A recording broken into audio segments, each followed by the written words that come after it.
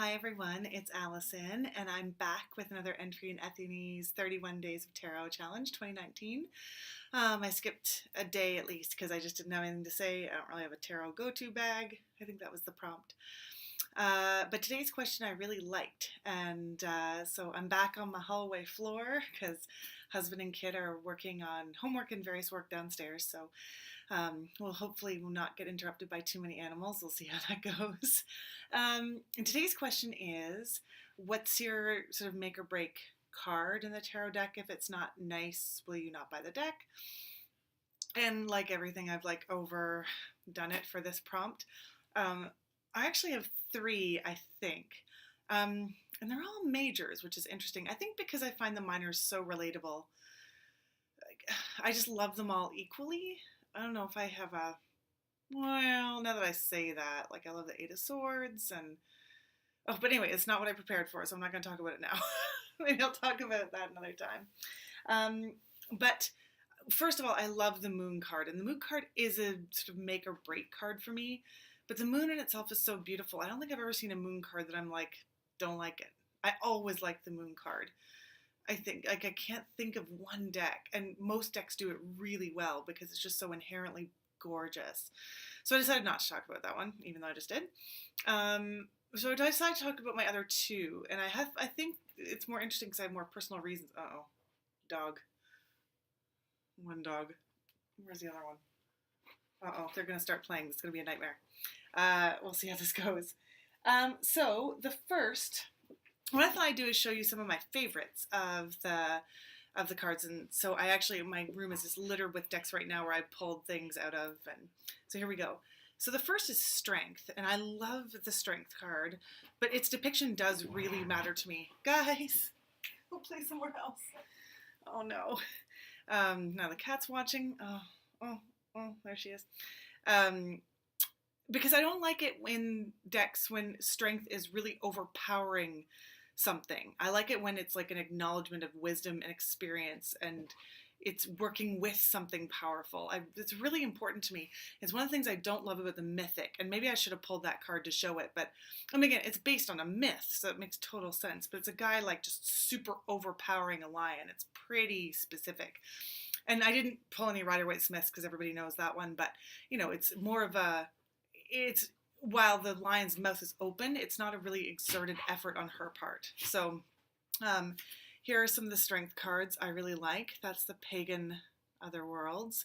So again, just like a really sort of, there's strength, but it's a gentle strength, and a confident strength, and knowing strength. Sorry, my dogs are crazy. That's the Sun and Moon Tarot. That's lovely. Everyone knows this one. But I think that really exemplifies it. Like the delicacy of the rose with the lion's head. Dogs. Bean. Where? Good girl. Jeez. This is the Halloween Tarot, which I talked about in an earlier thing, how I loved the Halloween Tarot. But like, and I hate circuses because I'm a big animal rights person and not exploiting animals. But she's caring for that animal. Like, he looks sad and sick, and she is examining him to try and make him better. Like, I love that depiction of the Strength card. This is the Greenwood Tarot, and here it becomes the crone. Oh, and I love that so much. Just the two of them walking side by side. I think that's a fantastic Strength card. This is the Fauna Tarot.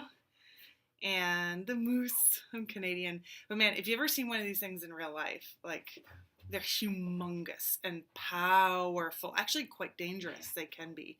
But again, that sort of quiet, majestic strength that doesn't need to sort of shove its will on something else. Oh, and then the gorgeous Alchemical Tarot by Robert Place. This coloration is the 3rd edition. Yeah. We're just going to have to deal with the dogs playing. I think that I can't stop them. And the other card that's a real make or break for me, and I don't often see ones I don't like, although sometimes I'm kind of like, don't love it, but it's the Hermit card. I think a lot of people love the Hermit card, but for me it's super personal.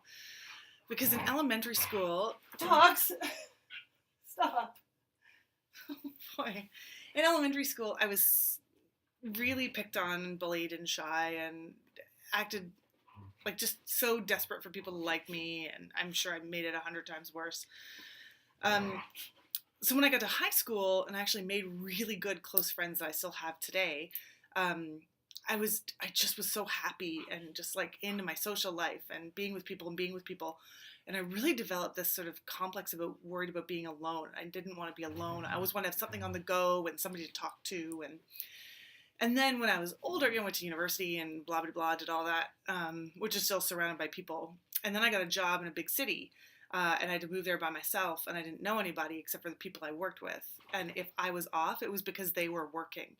So I just had to like suck it up, and I wanted to explore the city, and so I did. And I did it by myself. And now I just value that alone time so much. Like I'm really happy to spend time alone and just to really nurture and value that. And now because it was such a huge learning curve for me, I think that's why the Hermit speaks to me so much. And there are just so many beautiful Hermit cards. That's the Greenwood Tarot Hermit. Of course, the Wild Unknown Hermit. So great. This is a deck that I'm having some struggles with, but I do love this Hermit card. This is the Ellis Tarot. I thought I would love it, and I haven't really connected to it. But there's a lot going on, and it's just so cool. And I love winter. Like I love the snow of the Hermit. It's the regular tarot side. I think there's a bigger size out there. Halloween. And I love this Hermit because he's alone, he's retreating, but he is accomplishing stuff, right? He's taking that creative time to himself to like go into his lab and work. And there's things happening, right? Like that alone time is super important. That's when things cook and things happen for you. I love that. This one cracks me up. The frog, the cat, and the mouse or rat watching, I guess. The skull looks so happy for him, look at what he's done. And the diagram with the pumpkin brains. Like, man, Halloween tarot. Kipling West, get on it.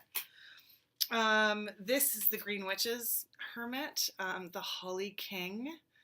Oh, and I love this one. Like I said, I love winter scenes. I love that cottage, but look at the movement in his robe. Like he is old, but spry and powerful. And reminds me a bit of, I don't know any of the actors' names, but the second casting of Albus Dumbledore after the first actor who portrayed him died. And they were very different choices. The first actor had said, how would a 300-year-old man talk and how would he move? And he played him as really, really old and slow. But when they got new Dumbledore in, he was like fast and nimble and agile. And he didn't move fast often, but if he had to, he was a force of nature. And that's what this Hermit reminds me of. I just feel like he's swooping through the winter night, and it's just such a gorgeous. This is a beautiful deck. Sorry, the computer's shaking because my cat just jumped on the chair that I have it sitting on. Because these animals rule their tail. Can you see it? These animals rule my life. But I'm finishing up anyway. And this is the Anna K Tarot. Oh my god, the cat is standing on the... Oh my god.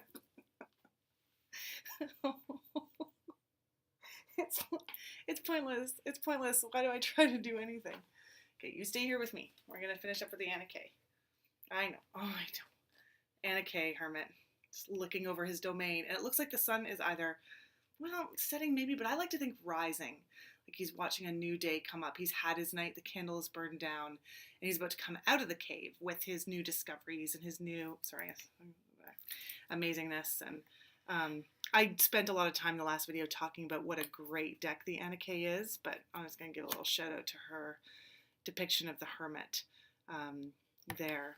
So those are my two really big go-to cards. I love them, and I will check a deck and see what those two in particular look like, because they don't necessarily always meet my desires. It won't, if the rest of the deck is great, it won't stop me. Like the Mythic is great. I just don't love the Strength card.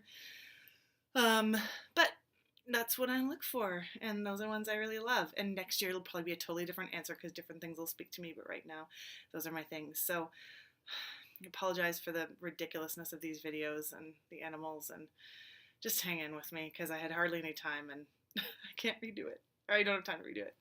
So I'll look for the next cool prompt and can't wait to watch all your videos. Talk to you later.